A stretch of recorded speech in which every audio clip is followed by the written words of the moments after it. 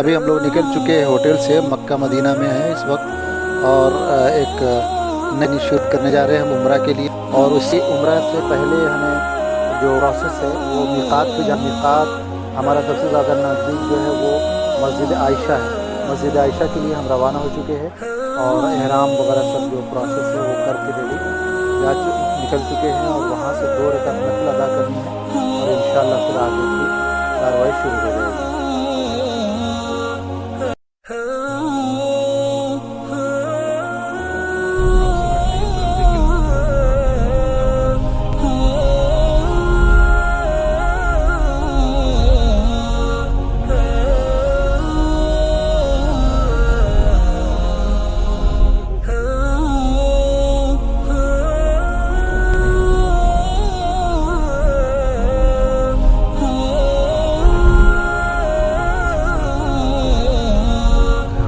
सत्कार भी लगी लेफ्ट साइड में।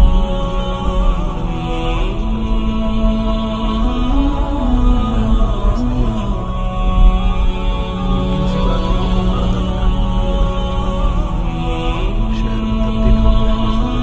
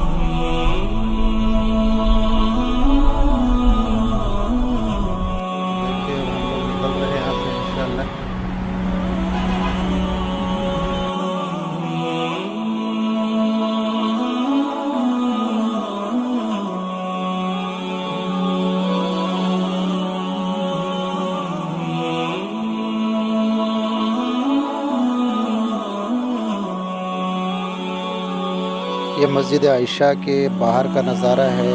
सामने स्टैंड है, यानी कि आप यहाँ से टैक्सी ले सकते हो और सीधा हरम शरीफ यानी खाने काबा के लिए जा सकते हैं। यहाँ से करीब 10 रियाल का एक पैसेंजर का ये लोग चार्ज करते हैं। अगर इससे भी आसान और सस्ता आपको ट्रांसपोर्टेशन लेना है तो जस्ट रोड क्रॉस करने के बाद वहाँ से फ्री बस सर्विस है जो सऊदी अरबिया के गवर्नमेंट की तरफ से है। आपको हरम शरीफ से थोड़ा दूर उतारेगी, बिकॉज़ वहाँ पर एंट्री नहीं है, लंबा चलना पड़ेगा। इसके लिए टैक्सी लेना ज़्यादा बेहतर है। ये लोग फ्री हदिया यानी कुरान पाक डिस्ट्रीब्यूट कर रहे हैं। कोई भी हदिया ये लोग नहीं ले रहे हैं, सवाब जारिया के हिसाब से लोगों में तकसीम कर रहे हैं। और अब देखें लोग जा रहे हैं और ले रहे हैं। ये देखें यही वैन से ये लोग लेके आते हैं। तकरीबन रोज़ाना शायद ये लोग यहाँ पर आते हैं और कुरान शरीफ कुरान पाक का डिस्ट्रीब्यूशन करते हैं। मस्जिद आयशा के जस्ट सामने ये देखें, ये मस्जिद आयशा के अंदर का नज़ारा है। बहुत ही खूबसूरत मस्जिद है। वो यहाँ पर अगर आप मक्के मदीना में हैं और आपने उम्रा दोबारा करना है तो यानी नए तरीक़े से शुरू करना है। पहला उम्रा तो आप कहीं भी कंट्री अपने होम कंट्री से आते हो और वहाँ से आपका एहराम रहता है, लेकिन यहाँ आने के बाद दूसरा उम्रा करने के लिए आपको सबसे नज़दीक में यही मिक़ात है। मिक़ात यानी कि जहाँ से आप शहर के यानी खाने काबा के बाहर हद से बाहर जाना होता है और वहाँ पर मिक़ात बना हुआ हर जगह, शायद 4 से 5 मिक़ात है यहाँ पे। तो ये सबसे नज़दीक है मस्जिद आयशा। अगर आप अपने होटल के बाहर यानी हरम शरीफ के बाहर से अगर टैक्सी लेंगे तो जाने आने का 10 रियाल लेते हैं ये लोग पर हेड। और यहाँ से आपको एहराम और वज़ू करके होटल से ही आना रहता है और यहाँ पर आप आएँ और आकर मस्जिद आयशा में 2 रकात नमाज़ अता करें और यहाँ से उम्रे की नियत कर लें। उसके बाद जिस तरीके से देखें हम लोग भी जा रहे हैं ये कार से, वहाँ पर हम लोगों को हरम शरीफ लेके जाएगा, यानी कि खाने काबा के सामने गेट के उस तरफ हमें ड्रॉप करेगा। फिर हम लोगों को क्या करना होगा कि वहाँ से अंदर जाना है, हरम शरीफ के अंदर जाना है, और खाने काबा के अंदर जाने के बाद ये तवाफ़ करना है, यानी 7 चक्कर लगाना है।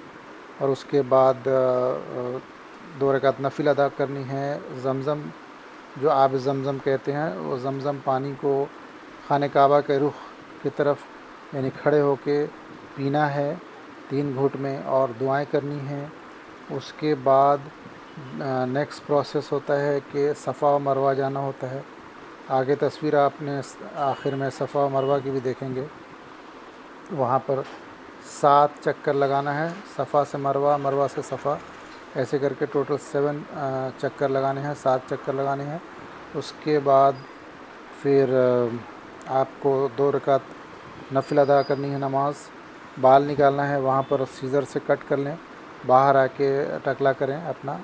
और अगर लेडीज़ हैं तो उनको अपने ख़ुद से काटना होगा, या अपने हस्बैंड या दूसरे अपने मतलब जो नामहरम से नहीं, महरम से आप कट करा सकते हैं।